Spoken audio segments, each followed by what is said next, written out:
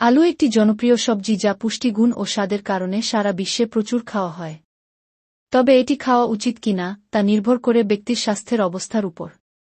আলু কেন খাবেন? ১. উচ্চ পুষ্টিমান। আলুতে ভিটামিন কে, বি6, পটাশিয়াম ও আঁশ থাকে, যা শরীরের জন্য উপকারী। ২. শক্তির ভালো উৎস। এতে প্রচুর কার্বোহাইড্রেট থাকে, যা তাড়াতাড়ি শক্তি যোগায়। ৩. হজমে সহায়ক। আঁশ থাকার কারণে এটি হজমে সহায়তা করে এবং কোষ্ঠকাঠিন্য কমায়। ৪. হৃদরোগের ঝুঁকি কমাতে পারে। এতে থাকা অ্যান্টিঅক্সিডেন্ট ও পটাশিয়াম রক্তচাপ নিয়ন্ত্রণে সাহায্য করে।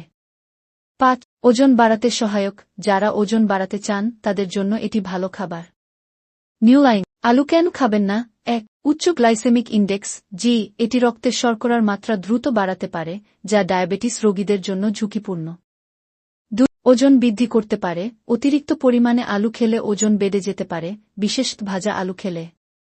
৩. রক্তচাপ বৃদ্ধির ঝুঁকি। ফ্রেঞ্চ ফ্রাই বা প্রসেসড আলুর মধ্যে অতিরিক্ত লবণ থাকলে এটি রক্তচাপ বাড়াতে পারে। ৪. সোলানিন বিষক্রিয়া। কাঁচা বা সবুজ অংশযুক্ত আলুতে সোলানিন নামক বিষাক্ত যৌগ থাকে, যা স্বাস্থ্যের জন্য ক্ষতিকর হতে পারে। সঠিকভাবে রান্না করা ও পরিমিত পরিমাণে আলু খেলে এটি উপকারী। তবে যারা ওজন কমাতে চান, ডায়াবেটিস রোগী বা উচ্চ রক্তচাপে ভুগছেন, তাদের জন্য ভাজা আলু বা বেশি পরিমাণে আলু খাওয়া এড়ানো ভালো।